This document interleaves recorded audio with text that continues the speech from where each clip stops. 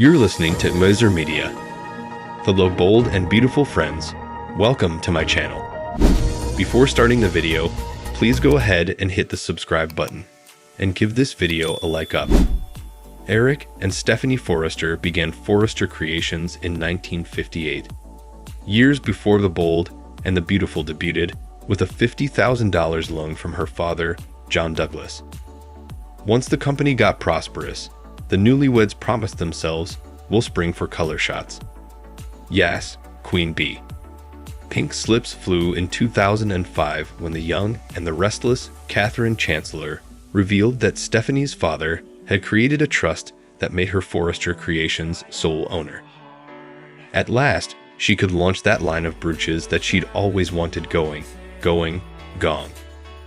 After Stephanie sent Jackie Payne hurtling over a balcony, her son Nick Marone blackmailed the Forresters into selling their fashion house to him. It was either that or prison stripes for Stephanie, out with the old, in with the new. While Nick was steering Forrester Creations, Jackie was made president of the company and Spectra Fashion's Alum Clark Garrison head designer. Get regal. No sooner had Eric regained control of Forrester Creations in 2008 than he'd named himself both chairman of the board and CEO.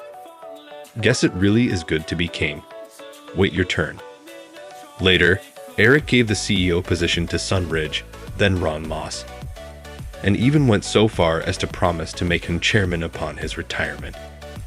As for Eric's other son Thorne, Ed, better luck next lifetime. Well, this is awkward. In 2008, Ridge was caught kissing stepbrother Rick Forrester's wife, Caroline Spencer. Somehow, this resulted in Rick being made CEO. As what? A consolation prize? Shirts, or, oh, you're all going for skins. After Ridge left LA following his gazillionth breakup from Brooke, Thomas, then Adam Gregory, was appointed interim CEO, and Rick was furious. Carter Walton, the legal counsel, was simply biding his time and looking great while doing so.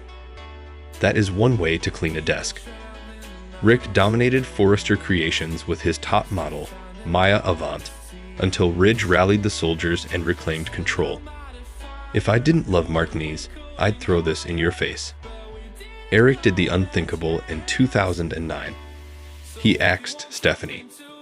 As a result, Forrester Creations sales, which were already slipping, slid to an all-time low.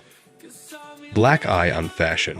While Forrester Creations was suffering from terrible financial issues, Eric did the only thing that he could to save the company.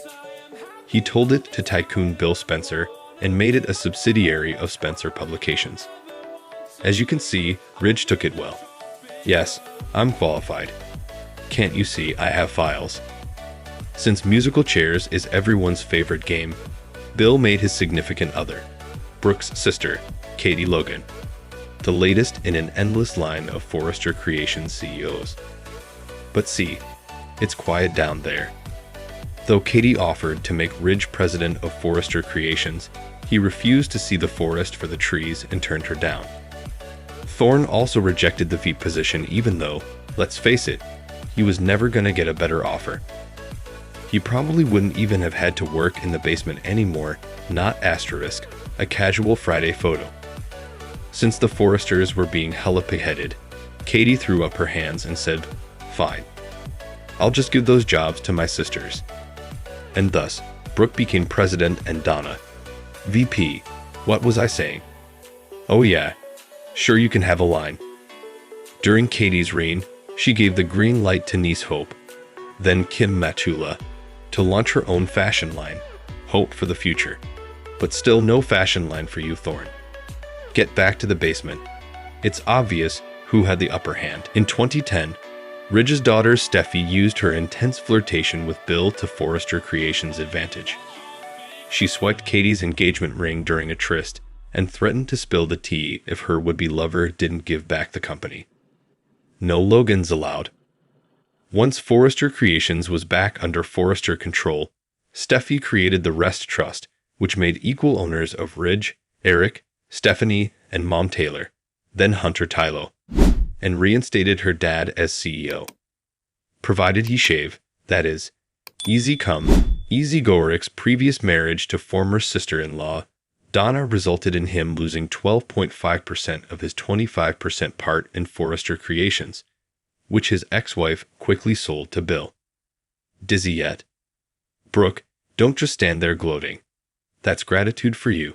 Despite the fact that Steffi had resurrected Forrester Creations, Ridge fired her as director of the Public Relations Department in 2010 because he incorrectly assumed she had brought to light one of Brooke's numerous sexual scandals. Not so fast. Unwilling to let Ridge cast out their daughter, Taylor gave Steffi her shares in Forrester Creations. Your move, dressmaker. Would you believe the agreement stuck to my hand? In 2018, Bill gave Steffi the 12.5% stake in Forrester Creations that he bought from Donna, thereby making Eric and his granddaughter the company's majority shareholders. Hostile takeover, anyone? Livid after Steffi fired Hope, now Annika Noel, Forrester Creations' longtime CEO Carter saw a golden opportunity in the LLC papers that co-CEOs Ridge, now Thorsten K., and Steffi had him draw up. Once signed, they would, in effect, put Carter in charge in the main office. Carter questions why Steffi doesn't have hope for the future on today's agenda. She's not sure what she wants to do with it yet. Carter frowns. You know my feelings on it. Steffi doesn't quite understand that. Why are you lobbying so hard for hope for the future? Carter says it brings in younger clientele, which will be good for Couture down the line. Steffi says if it's still underperforming, she'll have to cut the line. Carter tells her, we talked about this. He insists now is not the time. Carter is sure that Steffi can take this company beyond its roots. Talk turns to the jewelry line, which left when Quinn did. Carter tells Steffi they don't have to lose that business. He took the liberty of setting up a meeting. Have an open mind. He opens the door and Ivy walks in. Hi, Steffi. Steffi gops, Ivy. At Il Giardino, Sheila and Deacon go over Hope versus Steffi at Forrester. Sheila points out no workplace is all hearts and roses. Deacon thinks his kid deserves to be successful. Sheila says he's like her dad and won't let anything get in her way. Your daughter is going to be just fine. She kisses him and walks off to wait tables. Deacon smiles. In the main office, Steffi tells Carter she doesn't appreciate him not coming to her first before setting up a meeting with a family member. He knows he and Ivy have long-standing issues. Carter says they're personal issues. This is business. Steffi questions how she's supposed to work with someone she doesn't trust. Ivy won't let their difference be a problem. Carter says they need to run Forrester like a business.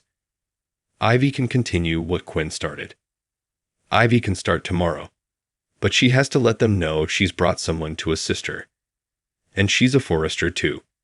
She opens the door and brings in her niece. Steffi gops, Electra. She hugs her and introduces her to Carter. He's our COO. For now. Steffi tells Electra she's so beautiful. Electra hopes it's Oak that she's there. Aunt Ivy said she should wait in reception.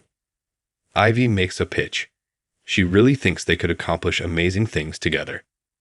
Steffi tells Carter in the main office that she doesn't understand why he didn't consult her first before scheduling a meeting with another family member. He is aware that he and Ivy have long-standing issues. Carter claims they are personal issues. This is business. Steffi wonders how she is meant to cooperate with someone she does not trust. Ivy refuses to allow their differences be a problem. Carter believes they should manage Forrester like a company. Ivy can finish what Quinn started. Ivy can start tomorrow, but she must notify them that she has brought someone to assist her. She is also a Forrester. She opens the door and brings in her niece. Steffi exclaims, Electra. She hugs her and introduces her to Carter, stating, he's our COO for now. Steffi, thank you for watching this video. Please subscribe my OSR Media to our channel and stay with us. In 2010, Ridge's daughter Steffi used her intense flirtation with Bill to Forrester Creations' advantage. She swiped Katie's engagement ring during a tryst and threatened to spill the tea if her would-be lover didn't give back the company. No Logans allowed. Once Forrester Creations was back